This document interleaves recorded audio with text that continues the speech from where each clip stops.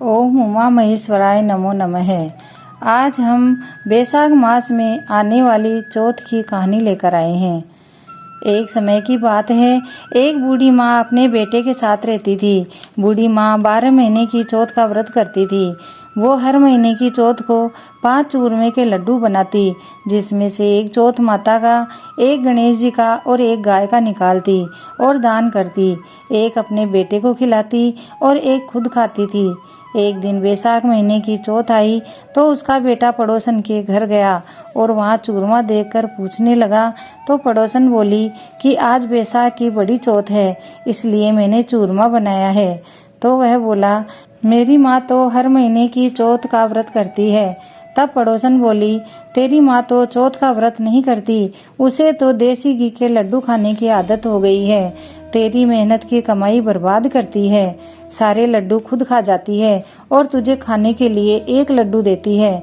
बूढ़ी माँ का बेटा पड़ोसन की बातों में आ गया और घर आकर अपनी माँ से कहा, माँ, तुम चूरमे के सारे लड्डू खाती हो और मुझे सिर्फ एक ही लड्डू देती हो, इसलिए तुम्हें यह चौथ के व्रत छोड़ने होंगे।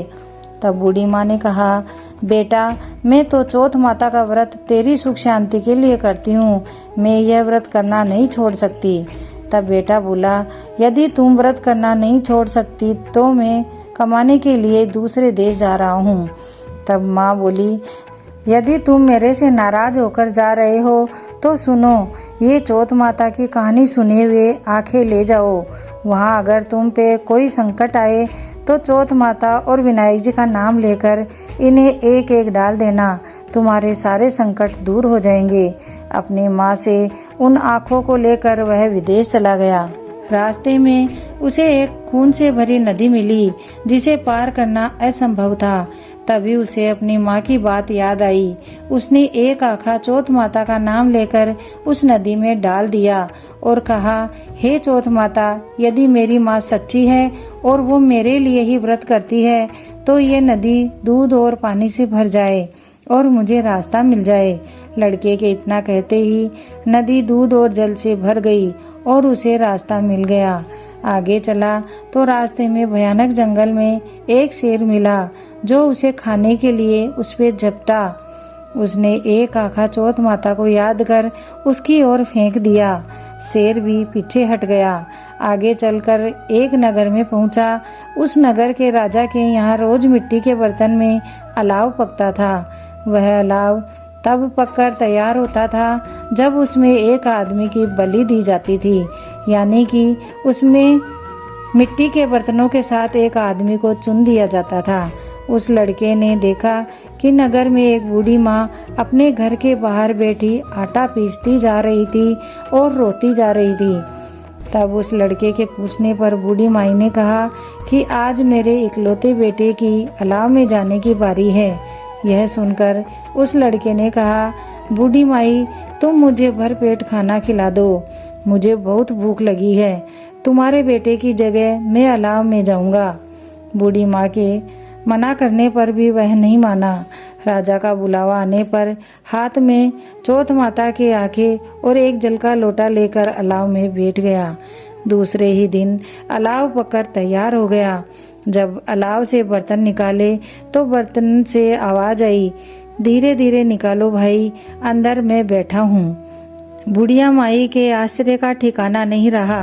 राजा को जब यह खबर मिली तो राजा स्वयं यह देखने आए और लड़के की आवाज सुनकर बोले, अंदर कौन है, कोई प्रेत है या कोई देवता?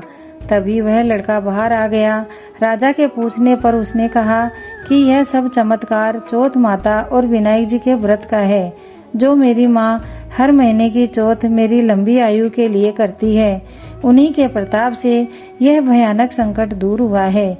यह सुनते ही राजा ने पूरे नगर में ढिंढोरा पिटवा दिया कि सभी सुहागन महिलाएं, बेटे की माँ और कुंवारी कन्याएं चौथ माता का व्रत करें। और फिर राजा ने अपनी कन्या का विवाह उस लड़के से कर दिया और बहुत सारा धन देकर उसे विदा किया। जब वह लड़का अपने घर के पास आया तो पड़ोसन बोली, देख माई, तेरा बेटा आ रहा है, बहुत सारा धन और बहू भी लाया है। बेटे ने अपनी माँ से माफ़ी मांगी और गांव वालों को चौथ माता का व्रत करने की प्रेरणा दी और कहा कि मैं जो कुछ हूँ चौथ माता की वजह से हूँ। हे चौथ माता, जैसे बूढ़ी माँ के बेटे के संकट काटे वैसे हमारे भी काटना, और बूढ़ी माँ को धन धान्य दिया वैसा कहानी कहते सुनते वह हुंकार भरते सबको देना। बोलो चौथ विंदायक की जय।